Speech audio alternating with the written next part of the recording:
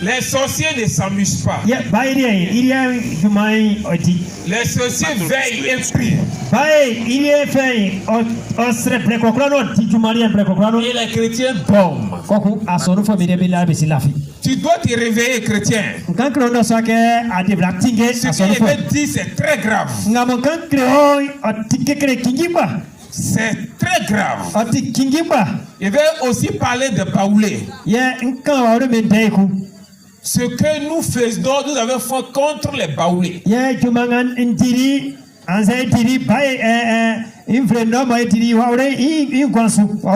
avait longtemps caché ce côté-là. Il y a des choses qui vont sortir, que tu vas entendre. Je ne vais pas parler des sorciers que vous connaissez. Les oncles, les tantes, les grands-pères, les grands-mères sorcières.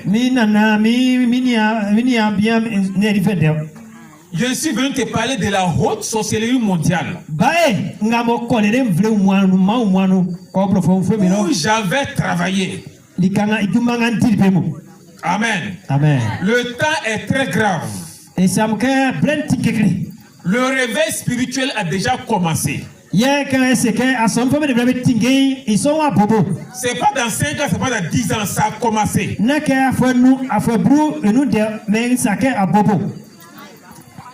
Amen. Amen. On acclame le Seigneur.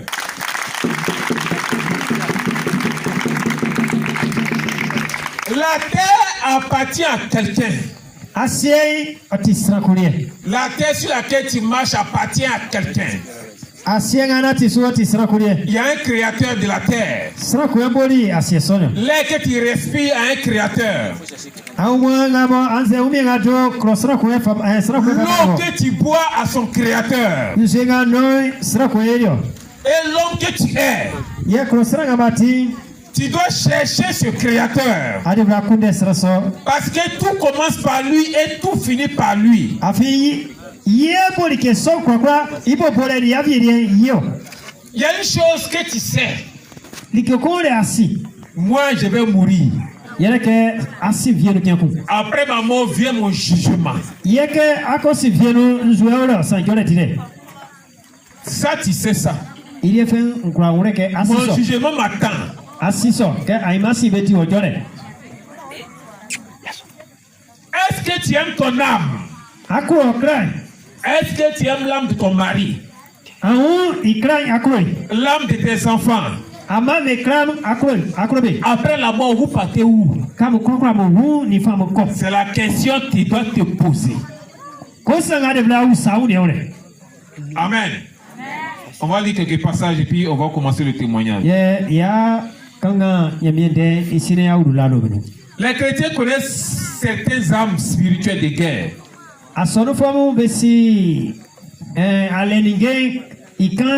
Vous connaissez le feu, vous connaissez l'épée, les flèches. Vous connaissez le tonnerre.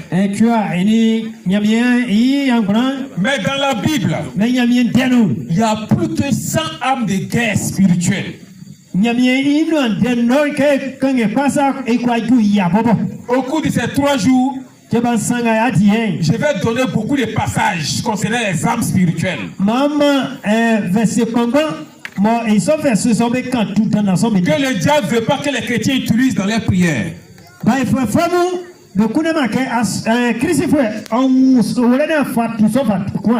Amen.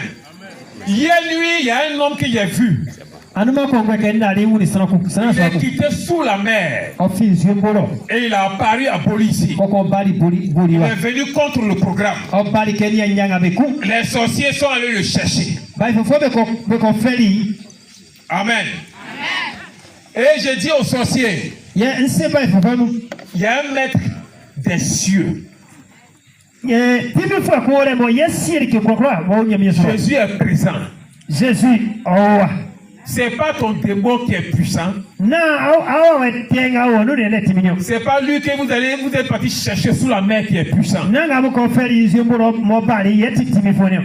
Les âmes que je vais donné aux fidèles de Boli. Et tous les chrétiens de Boli, comme tous les chrétiens d'Italie, vont utiliser ces armes. Et vous allez savoir qui est puissant. Amen. Ne jouez pas avec la Bible. C'est le livre le plus puissant de l'univers. Le plus dangereux de l'univers. C'est pourquoi il fallait qu'on mette les hommes de Dieu en parlant. On va venir. Matthieu 16, verset 3. Il y avait 2 personnes, 3 personnes pour lire rapidement les passages. Matthieu 16, verset 3, oui. Et puis quelqu'un me prépare Apocalypse 11, verset 3 à 12. Frère, Apocalypse 11.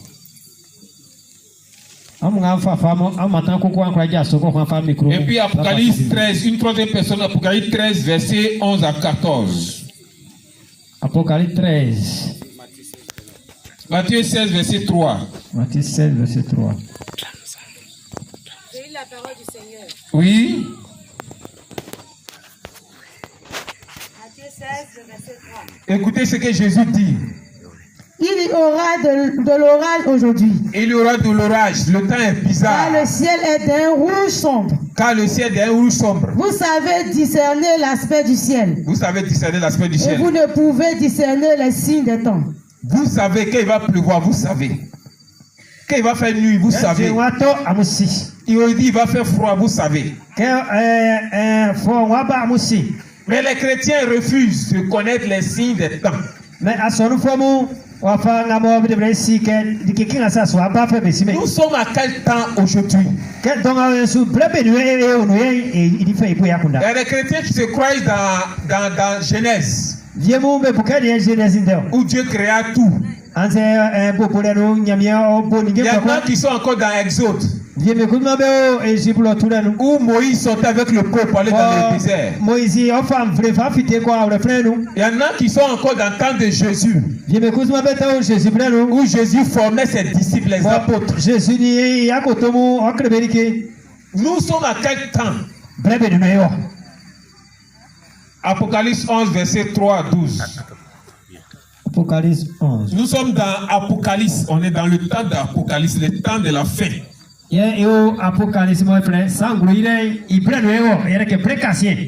Oui, Apocalypse 11, verset 3. Je donnerai à mes 2 témoins. À mes 2 témoins, 2 hommes de Dieu. Le pouvoir de prophétiser. Le pouvoir de parler. Quand ils parlent, ça arrive. Revêtus de sac. Revêtus de sac.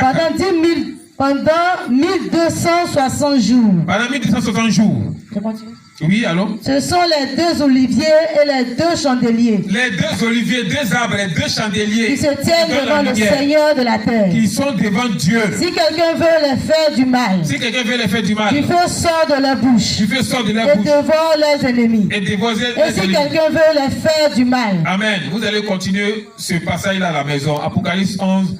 Verset 3 à 12. Ça nous parle de 2 prophètes. 2 hommes de Dieu qui vont venir sur la terre. Amen. Quand ils vont parler, ça arrive. Tremblement de terre, ça va arriver. Nuée tombe, ça va arriver. Que le feu tombe, ça va arriver. C'est 2 prophètes qui vont venir sur la terre. Et pour votre information, ces 2 prophètes sont déjà sur la terre. Ils sont en activité spirituelle. Ces 2 prophètes dont le passage parle sont déjà là. Ils ne vont pas venir dans 10 ans, 20 ans. Ils sont déjà nés, ils sont là. Même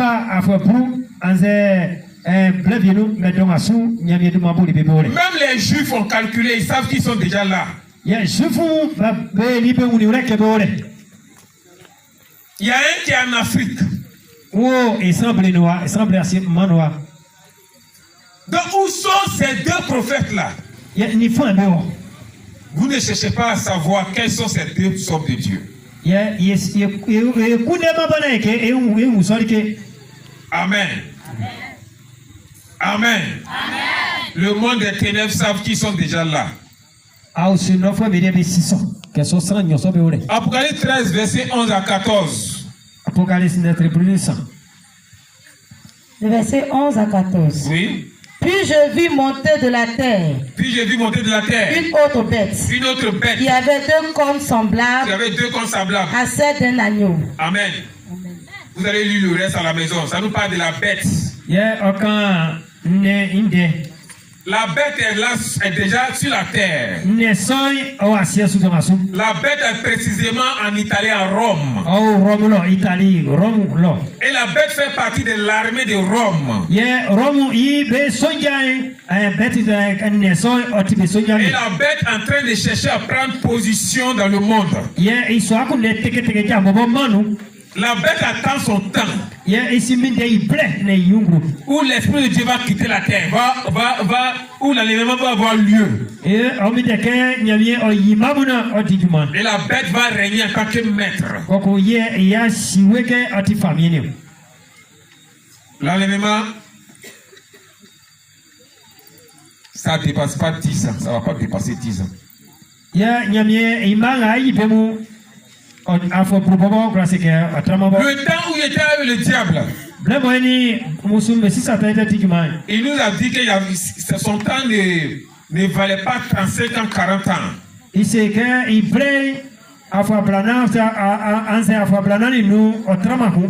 quand je calcule où il avait dit ça jusqu'à maintenant, l'enlèvement ne va pas dépasser 10 ans. Donc Jésus est tout prêt. Amen. Donc ne vous amusez pas avec votre vie spirituelle. Acclame le Seigneur.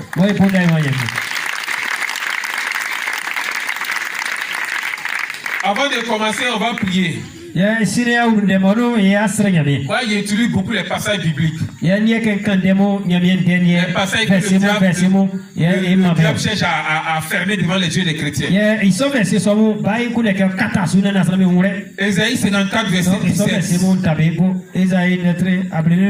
Luc 10, verset 19. Ésaïe 7, verset 7. Amen. Ésaïe 54, verset 17 dit: toute âme forgée contre moi est sans effet. Vous connaissez le passage.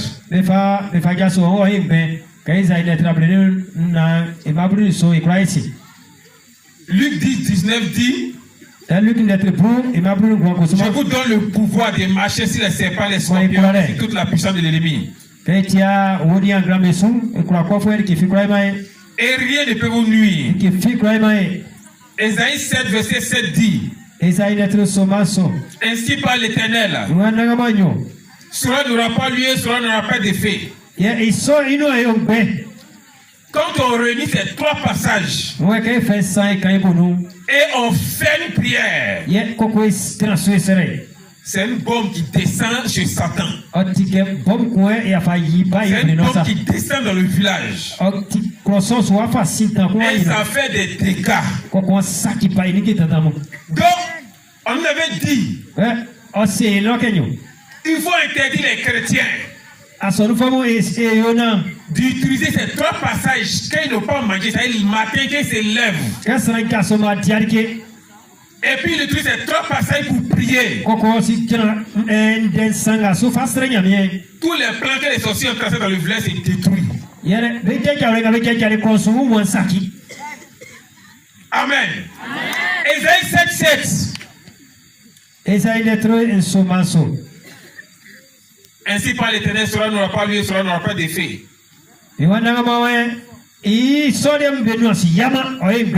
On peut utiliser ce passage-là pour freiner la mort sur quelqu'un qui a consommé le poison. Une voiture, ça va tomber dans un ravin. On récite rapidement le passage.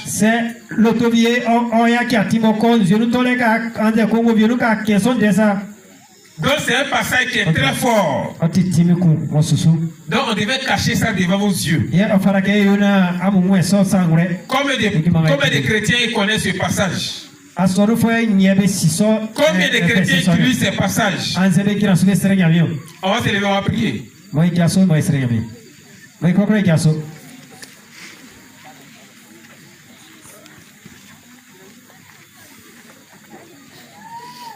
Tu vas répéter après moi. Toute arme forgée contre moi est sans effet. Car la Bible dit, mon Dieu m'a donné le pouvoir de marcher sur les serpents, sur les scorpions, et sur toute la puissance des marabouts, des féticheurs, des sorciers. Et mon Dieu dit, rien ne peut me nuire.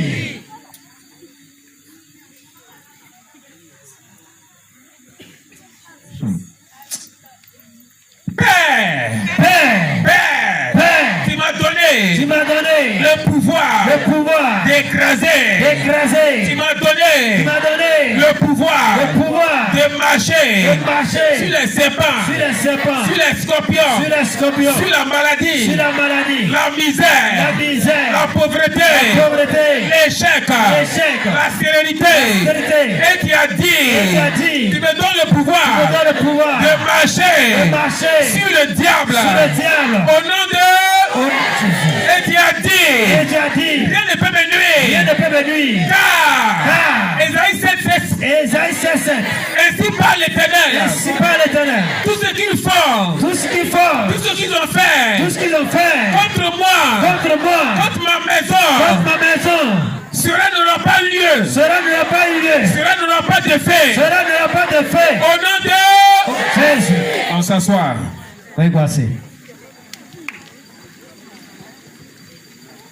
Je m'appelle Zagadou Bayi Oscar.